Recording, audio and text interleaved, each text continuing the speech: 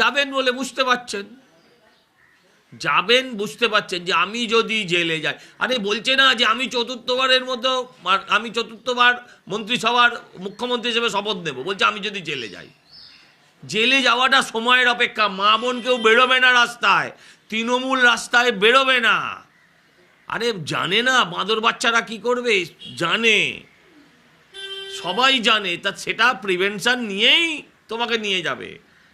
তুমি কোনো চিন্তা করো না, বেশি তুমি নিশ্চিন্তে জেলে কাটাবে, তোমার রাজ্যে এতটুকু অশান্তি হবে না, কোনো জেলায় হবে না। পিসি বলে দিক না, মুখ্যমন্ত্রী বলে দিক, ওই যে শ্রমিকরা আনন্দপুরে মারা গেলেন, তারা কি উড়িয়া ভাষায় কথা বলতেন? তারা কি জাপানি ভাষায় কথা বলতেন? তারা কি রাশিয়ান ভাষায় কথা বলতেন মুখ্যমন্ত্রীর মতন?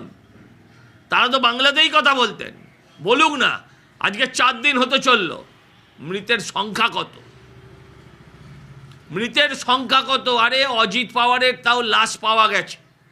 আমি বলছি অত বড় প্লেন দুর্ঘটনা দক্ষিণ ভারতে ঘটলো, প্লেনের মৃতদেহগুলো পাওয়া গেল, আইডেন্টিফাই করা কঠিন হয়ে দাঁড়িয়েছিল। এখানে তো মৃতদেহই খুঁজে পাওয়া যাচ্ছে না, কোনটা মৃতদেহ আর কোনটা ছাই বোঝাই যাচ্ছে না। কি ভয়ঙ্কর অবস্থা। হ্যাঁ, বাংলা বাঙালি করছেন। আমলে যদি কোনো অপরাধ হয়ে থাকে তাহলে পরিবর্তনটা আমরা কি করলাম যদি সেই অপরাধ চলতেই থাকে? এ আবার কেমন কথা? কারখানা বাম আমল থেকে বুঝলাম অন্যায় হচ্ছে, কিন্তু আমার প্রশ্ন হচ্ছে সেই অন্যায়টা তোমার রাজত্বে যাতে না চলতে পারে মা, তার জন্য তো তোমাকে এনেছিলাম।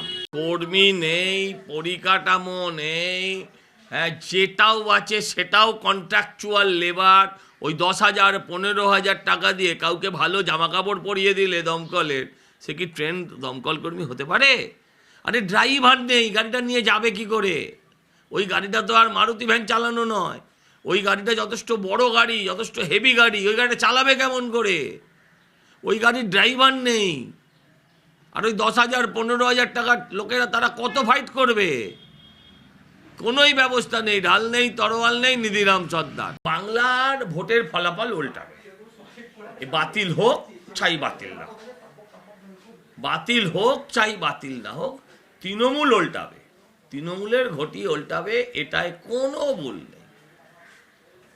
তৃণমূল রাজ্যের বিদায়ী শক্তি, এ বিষয়ে কারোর কোনো সন্দেহ থাকার কোনো অবকাশ নেই।